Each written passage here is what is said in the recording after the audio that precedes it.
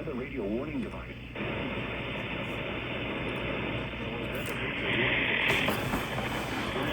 Dangerous weather situations, specially built weather radios will be automatically activated to warn of the impending hazard.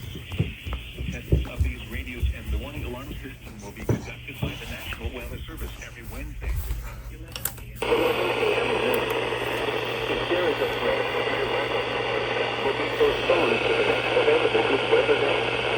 Reception of this broadcast and the warning alarm will vary at any given location. Distances from the transmitter will occur even though you are using a good quality receiver in perfect working order. To provide the most consistent warning service possible, provide the most consistent warning service for warnings.